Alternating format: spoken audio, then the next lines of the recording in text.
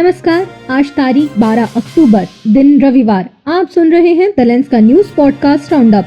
मेरा नाम है पूनम ऋतु सेन। चलिए करते हैं खबरों की शुरुआत।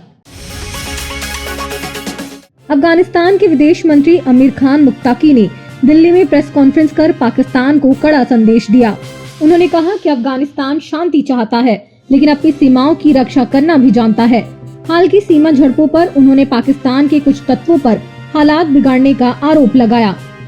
इस बार खास बात रही कि प्रेस कॉन्फ्रेंस में महिला पत्रकारों को भी बुलाया गया, जो पहली पंक्ति में बैठी थी।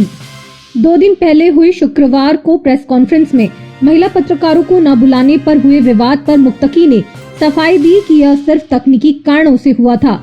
उन्होंने दावा किया कि अफगानिस्तान में 40 साल बाद शांति है और मानवाधिकारों का सम्मान किया जाता है।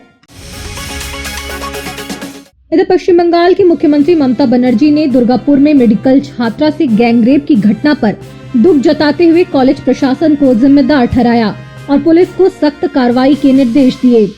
लेकिन चर्चा उनके एक विवादित बयान की हो रही है। उनका बयान है जिसमें उन्होंने कहा है कि छात्राओं को रात में सुनसान इलाकों में सावधानी बरतना चाहिए और अकेले नहीं जाना चाहिए। फिलहाल इस मामले में 3 आरोपियों को गिरफ्तार किया गया है, जबकि 2 आरोपी फरार है। पीड़ित के पिता ने बेटी को सुरक्षा कारणों से ओडिशा ले जाने की अपील की। बता दें कि एनसीआरबी के मुताबिक 2023 में महिलाओं के खिलाफ अपराध में पश्चिम बंगाल देश में 4थे स्थान पर है।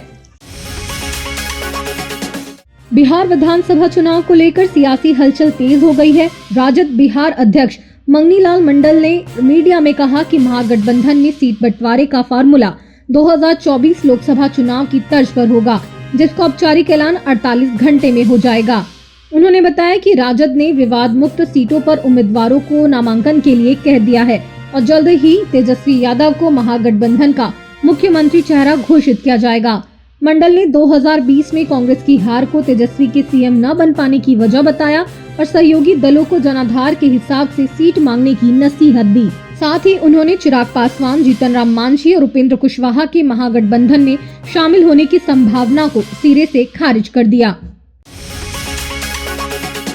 इधर पूर्व केंद्रीय मंत्री पी चिदम्बरम ने ऑपरेशन ब्लू स्टार को गलत तरीका करार देते हुए कहा कि 1984 में स्वर्ण मंदिर से उग्रवादियों को निकालने का यह फैसला तत्कालीन प्रधानमंत्री इंदिरा गांधी का अकेला नहीं था, बल्कि इसमें सेना, पुलिस और प्रशासनिक अधिकारी भी शामिल थे। उन्होंने कहा कि इंदिरा गांधी ने इस गलती की कीमत अपनी जान देकर चुकाई। कसौली में खुशवंत सिंह लिटरेचर फेस्टिवल में बोलते हुए चिदम्बरम ने यह भी बताया कि पंजाब में खालिस्तान की मांग अब लगभग खत्म हो चुकी है, लेकिन आर्थिक समस्याएं आज सबसे बड़ी चुनौती है। ये बयान राहुल गांधी के मई 2024 में ऑपरेशन ब्लू स्टार को गलती बताने के बाद पिछले 6 महीनों में दूसरा बड़ा बयान है। इधर चीन ने अमेरिकी राष्ट्रपति डोनाल्ड ट्रंप के 1 नवंबर से चीन से आयातित सभी उत्पादों पर 100% टैरिफ लगाने के फैसले की कड़ी निंदा की। इसे मनमानी दोहरा मापदंड बताते हुए कहा कि यह द्विपक्षीय व्यापार को गंभीर नुकसान पहुंचाएगा। ट्रंप ने इसे चीन की दुर्लभ खनिजों पर निर्यात प्रतिबंधों का जवाब बताते हुए सॉफ्टवेयर और तकनीक पर कड़े निर्यात नियंत्रण भी घोषित किए। चीनी वाणिज्य मंत्रालय ने चेतावनी दी कि वह लड़ना नहीं चाहता, लेकिन डरता भी नहीं और जरूरत पड़ी तो अमेरिकी जहाजों पर विशेष शुल्क लगाकर जवाबी कदम उठाएगा। ये तनाव ट्रंप शी जिनपिंग की प्रस्तावित दक्षिण कोरिया मुलाकात को रद्द करने की धमकी के बीच बढ़ा है, जिससे वैश्विक बाजारों में हलचल मच गई। कैलिफोर्निया के हंटिंगटन बीच के ऊपर एक हेलीकॉप्टर बेकाबू होकर घूमने लगा और समुद्र तट के किनारे पेड़ों और सीढ़ियों के बीच जा टकराया। इसका एक वीडियो वायरल हो रहा है। हंटिंगटन बीच फायर डिपार्टमेंट के अनुसार हादसे में 5 लोग घायल हुए, जिनमें हेलीकॉप्टर में सवार 2 लोग शामिल हैं, जिन्हें मलबे से सुरक्षित निकाला गया। दुर्घटना के कारणों का अभी पता नहीं चल सका है। ऋषभ शेट्टी की कंतारा चैप्टर 1 ने रिलीज के महज 11 दिनों में इतिहास रच दिया।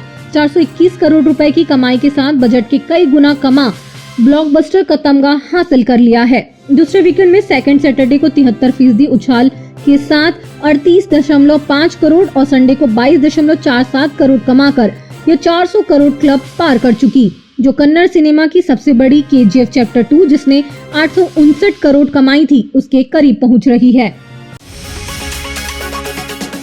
छत्तीसगढ़ में मुख्यमंत्री विष्णुदेव साय की मौजूदगी में आज कलेक्टर्स कॉन्फ्रेंस में मुख्यमंत्री ने पीएम सूर्य घर योजना में अच्छा काम करने के लिए कोरबा के कलेक्टर अजीत वसंत की सराहना की, लेकिन कुछ देर में पोस्ट हटा लिया गया।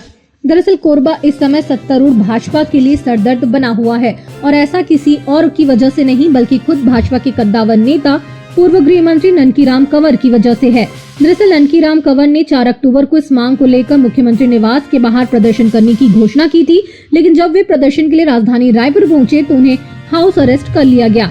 ये खबर आप द लेंस के वेबसाइट में विस्तार से पढ़ सकते हैं। और अंत में खबर जरा हटके में बात अफगानिस्तान के गंधार इलाके की। प्राचीन गंधार, जहां माना जाता है कि कभी महाभारत के शकुनी का राज था, आज अफगानिस्तान और पाकिस्तान के बीच बटा हुआ है।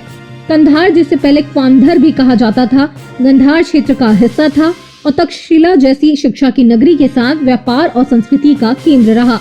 सिकंदर, मौर्य, गजनवी से लेकर मुगलों तक इस क्षेत्र ने कई साम्राज्यों का उत्थान और पतन देखा। मान्यता है कि शकुनी गांधार के राजा सुबाला के पुत्र और कौरवों के मामा यहीं के शासक थे। गंधार को प्राचीन भारत के 16 महाजनपदों में भी गिना जाता था। यह जगह ज्ञान, धर्म और वाणिज्य के केंद्र में खूब फली फूली। इसी जगह ने भारत को मध्य एशिया और फारस से जोड़ा।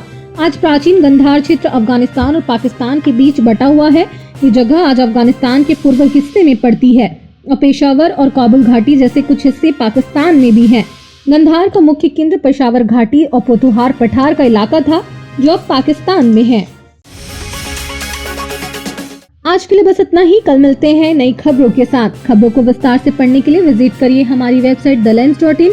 यूट्यूब के अलावा हमारे पेज को फेसबुक, इंस्टाग्राम और एक्स पर भी फॉलो करें। शुक्रिया।